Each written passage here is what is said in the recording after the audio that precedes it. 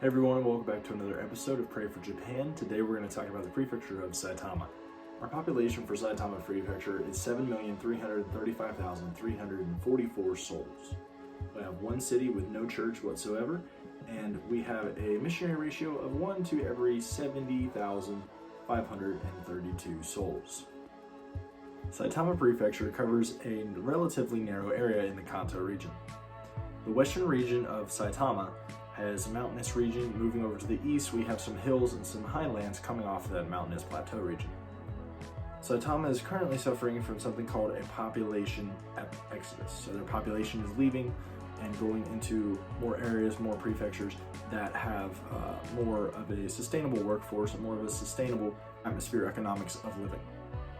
Many of the mountainous villages in Saitama still retain that Shinto belief that we've talked about before, and this is quite a stronghold for our missionaries and church planners in the Saitama Prefecture.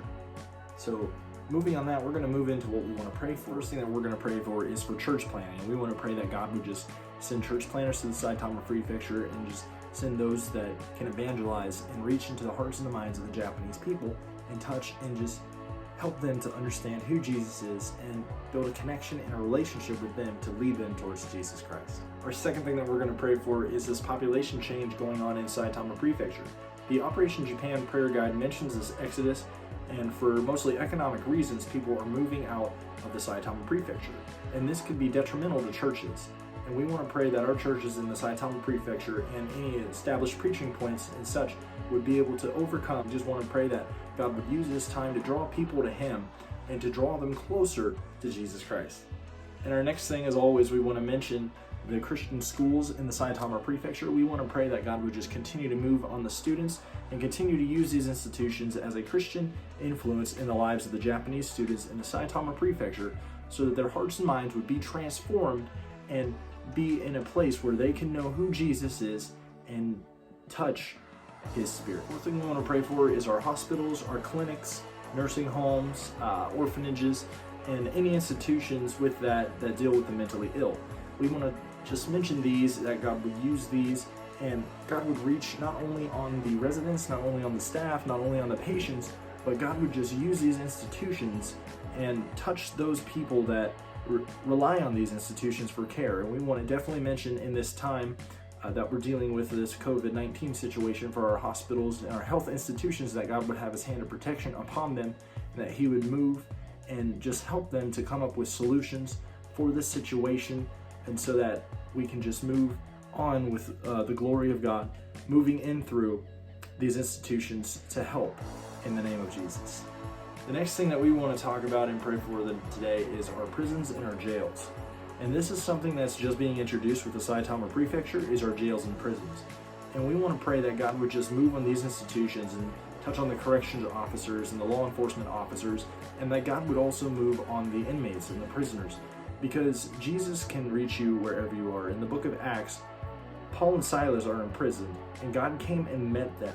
And many of the people within the prison gave this kind of expressed interest in the gospel from Paul and Silas's interaction in the jail that night, just by singing and giving worship to the Lord. So we want to pray that God would move and have a kind of Paul and Silas experience inside of that jail with the prisoners, that they would feel the love of God and transform their lives for Jesus Christ.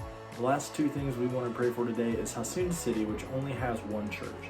And we want to pray that God would just reach into this city and He would draw on the hearts and minds of the Japanese to come and fill the sanctuary of this church. And we just want to pray that God would also move on the hearts and minds of evangelists and preachers and teachers, that they would come and start churches in Hasuna City and draw on the population there in order that they could have a light to their darkness, and that God would just bring about a great harvest in Hasuna City for the glory of Jesus.